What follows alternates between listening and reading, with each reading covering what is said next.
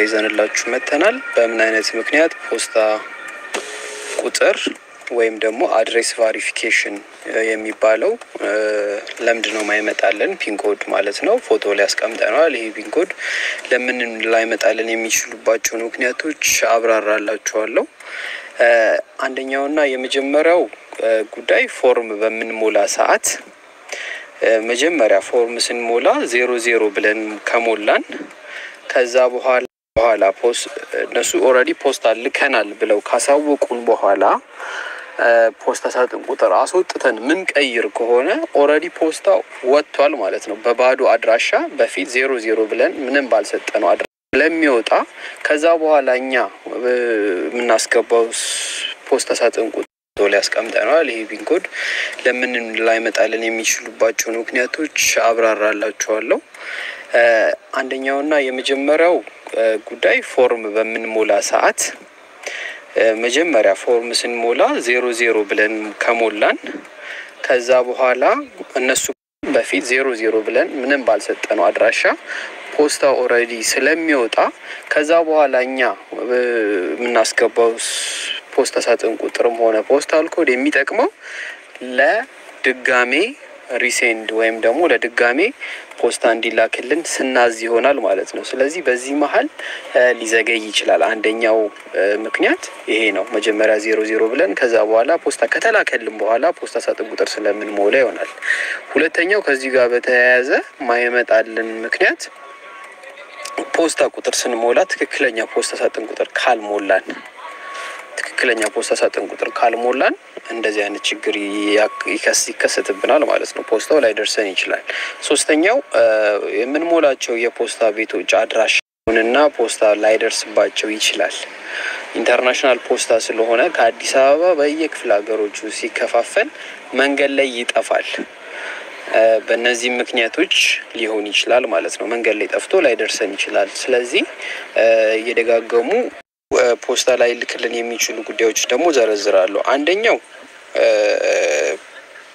ራሱ አድሰንስ አይደንቲቲ ቬሪፊኬሽን ከጠየቀን አይደንቲቲ ቬሪፊኬሽን ማለት የማንነታችንን እንድናረጋግጥለት ወይ ፓስፖርት ወይ ደግሞ ድራይቪንግ ላይ ማለትም አድሰንስ ላይ ስንገባ በቀይ ሆኖ አይደንቲቲያችሁን አረጋግጡልን ማንነታችሁን አረጋግጡልኝ ካለ እሱ እስካላረጋገጥን ድረስ ፖስታ አይላክም ማለት ነው ከነጨራሹ። ስለዚህ ቻናላችን ላይ $30 $40 ብንሞላ ይሄንን ጥያቄ ካቀረበልን ይሄንን ጥያቄ መልስ ካልሰጠን ማይላክልን ይሆናል ማለት ነው። ስለዚህ ይሄ መስተካከል ይኖርበታል። ሌላው አድሰንሳችን ዩቲዩብ ላይ የሰራውን ገንዘብ ሳይሆን መመልከት ያለብን ዩቲዩብ ላይ በዚህኛው ወር የሰራነው እስከ 7 እስከ 13 ባለው ጊዜ ውስጥ ነው። ስለዚህ በዛ ጊዜ ዩቲዩብ ላይ የሰራነው ገንዘብ አድሰንስ ላይ ካልገባ በስተቀር ፖስታ አይላክልን።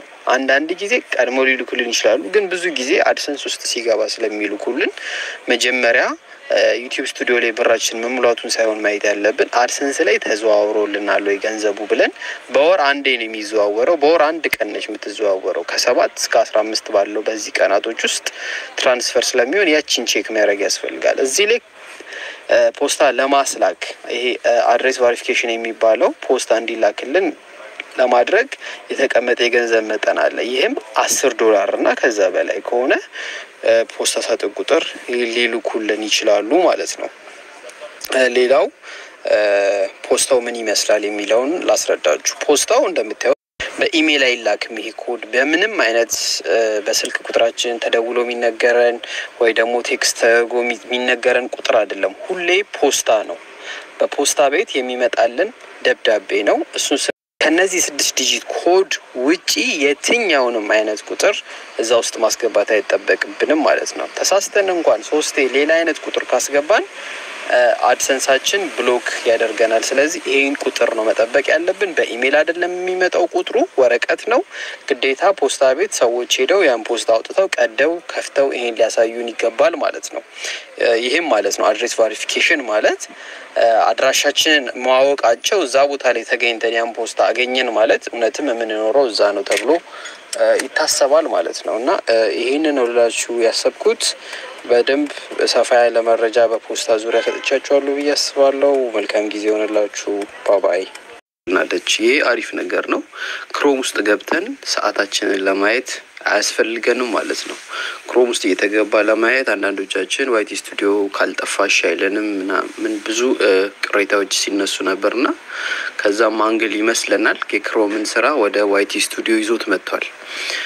ስለዚህ የዶላር ምልክቷን ከታች ያለችዋን ስቱዲዮ ውስጥ ያለችዋን ስንነካት ያለንን ዎች አወር ቱ ስቴፕ ቬሪፊኬሽን የቁልፏ ምልክት እና ያለንን የኮፒራይት ይኖርብን አይኖርብን የሚያሳይ ነገር ይዞልን መጥቷል ማለት ነው። ልክ እሱ ስንጫነው ሁለተኛ ፎቶ ላይ እንደምናየው በቀስታ አድርጌ አራቱንም አሳይቻችኋለሁ። አራቱንም ነገሮች በዚህ መልኩ ያሳያችኋል ማለት ነው። ስለዚህ ሰዓታችሁን ለማየት ክሮም ውስጥ መግባት ከዚህ በኋላ አይጠበቅባችሁም ማለት ነው። ይሄ በጣም አሪፍ ጥቅሙ ነው። በአጭሯ በአንድ በተን እዛ ዋይቲ ስቱዲዮ ላይ ጉዳያችሁን ቼክ ታደርጋላችሁ ማለት ነው። ሌላ ስምን ነገሮችን ይዞ መጥቷል ለሚለው ለጊዜው ለሞኔታይዝ ለሆኑ ሰዎች በሶስተኛ ፎቶ ላይ አሳይቻችኋለሁ። ሞኔታይዝ የሆናችሁ ሰዎች ዩቲዩብ ፓርትነር ፕሮግራም ብቻ ነው የሚላችሁ። ሌሎች ሴቲንጎችን ግን በቅርብ ጊዜ ካሚንግ ሱን ኖርማሊ ክሮም ላይ ገብተን የምናያቸው ነገሮች ለምሳሌ ሱፐር ቻት ሊሆን ይችላል፣ አድሰንሳችንን ለመቀየር ሊሆን ይችላል፣ ከዩቲዩብ ፓርትነር ፕሮግራሙ ለመውጣት ሊሆን ይችላል። በክሮም ገብተን የምናያቸውን ሁሉ ነገሮችን ወደዚህ ይዞት ይመጣል ተብሎ ይጠበቃል ለሞኔታይዝ ለሆኑ ሰዎችም ማለት ነው። አሁን ላይ ግን ሞኔታይዝ ላልሆንን ሰዎች የሚያስፈልጉንን 4 ቅድመ ሁኔታዎች ቼክ እንድናደርግ ይህንን አዘጋጅቷል። በጣም አሪፍ ነገር ነው። እኔ ወድጄዋለሁ። ላልሰሙት አሰሙ። በዚህ መልኩ ላብራራላችሁ ወደድኩኝ። ሰላም ቆዩ። ሌላ አዲስ መረጃ ደግሞ ይዤላችሁ ስመጣ ማካፍላችሁ ይሆናል። እስከዛው ላይክ እና ለሰዎች ይህንን ሼር በማድረግ የበኩላችሁን ተወጡላለሁ። መልካም ጊዜ። ባባይ። ምንም ኮፒራይት ከሌለብንና ቱ ስቴፕ ቬሪፊኬሽን የደህንነቷን ካሟላን በኋላ ለሞኔታይዜሽን በመናመለክትበት ጊዜ ዩቲዩብ ሪዩዝድ ኮንተንት ብሎ ለአንድ ወር ቀጠሮ ሲሰጠን ምን ማድረግ አለብን?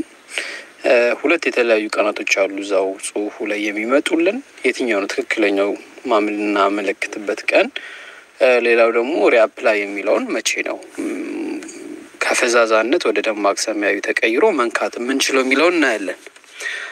በአንደኛ ፎቶውን እንደምትመለከቱት ከላይ ተራ ቁጥር 1 ላይ ሪቪው ኦር ፊድባክ ብሎ ምንድነው ችግሩ የሚለውን ነገር ያስቀምጥልናል። ለምሳሌ ይሄ ቻናል ሪዩዝድ ኮንተንት ነው የተባለው። ሪዩዝድ ኮንተንት ማለት ሰው የተጠቀመበትን ነገር ብዙ ዩቲዩብ ላይ ያሉ ነገሮችን ድጋሜ አገልግሎት ላይ አውለናል ማለት ነው። ያለምንም ተጨማሪ ነገር ወይም ደግሞ በበቂ ሁኔታ ኤዲት ሳናደርግ ተጠቅመናል ማለት ነው። ይህ ምስል ሊሆን ይችላል፣ ተምብኔልስ ሊሆን ይችላል፣ ድምጽ ሊሆን ይችላል፣ ቪዲዮ ሊሆን ይችላል፣ ክላሲካሎች ሊሆን ይችላሉ።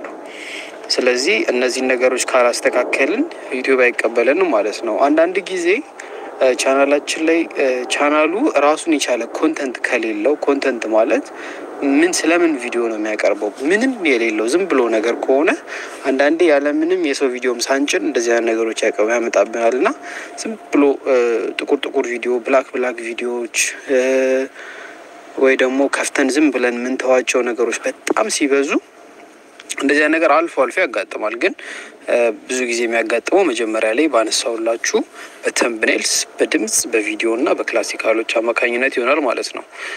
ስለዚህ ይሄ ቻናል ሪዩዝድ ኮንተንት ማለት ይሄ ነው።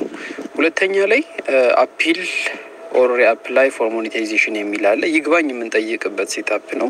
ብዙ ጊዜ እንደዚህ ከመለሰም በኋላ ይግባኝ ማለቱ የዚህን ያህል አዋጭ አይደለም። ይግባኝ ለማለት ከፈለግን ግን ስለ ጉዳዩ ቪዲዮ የኛ እንደሆነ የሰው ቪዲዮ እንደሌለብን በእንግሊዘኛ ወይ ደግሞ ሌላ በኢንተርናሽናል ቋንቋዎች ሰርተን ቪዲዮ ነው ቻናላችን ላይ ምንጭ ነው። ያንን ቪዲዮ ከጫነን በኋላ ያንን ቪዲዮ አንሊስትድ አድርገን ፕራይቬት ፐብሊክ እንደሚባል አላል 3 አይነት አጫጫን አንሊስትድ አድርገን ያን ሊንክ ስታርት ሪአፒል በሚለው በመንካት ያንን ሊንክ ነው የምንልክላቸው። ቪዲዮን አይተውት ካሳመናቸው ሊቀበሉን ይችላሉ ማለት ነው። ሶስተኛው ደግሞ ኦፕሽን 2 የሚለው ደግሞ አንድ ወሩን ጠብቀን ምናመለክትበት ነው። ላይ ኦፕሽን 1 ላይ ቀን ይሰጠናል 15 ቀን ነው የሚሰጠን በዚህ 15 ቀን ውስጥ ምንም ቪዲዮ ሳናጠፋ ሳንደልት ኤዲት ሳናደርግ ነው ይግባኝ ማለት የምንችለው ይሄን ነገሮች አስተካክለን ይግባኝ ማለት አንችልም ስለዚህ ከላይ በተቀመጠችው ቀን በ15 ቀን ውስጥ እነሱ ስተት አለባችሁ ብላችሁ ካመናችሁ ይግባኝ ማያ ቀን ነች ማለት ነው የታችኛው ደግሞ አንድ ወር ሲሞላው ይግባኝ የሚባልበት ቀን ነው ትክክለኛው አንድ ወር ሲሞላው ይግባኝ የምንልበት ቀን ነው ማለት ነው ከታች የሚቀመጠው ትክክለኛው ቻናላችን የተቀጠረበት ቀን ነው ያከበብኩበት እሱን ቀን መመልከት ይገባል ማለት ነው እሱን ቀን እንደደረሰ ከታች ያለችዋ ሁሉም አራቱም ነገሮች አረንጓዴ ከሆኑ የቀነሰብን ሰዓት የቀነሰብን ሰብስክራይበር ከሌለ ኮፒራይት ካልተላከብን በዚህ ወቅት ሪአፕላይ የምትሏ ቀኗ ስትደርስ አረንጓዴ የምትሆን ይሆናል ሰማያዊ የምትሆን ይሆናል የዛኔ ሪአፕላይ ብሎ ለድጋሜ ማመልከት ይቻላል ማለት ነው መልካም ጊዜ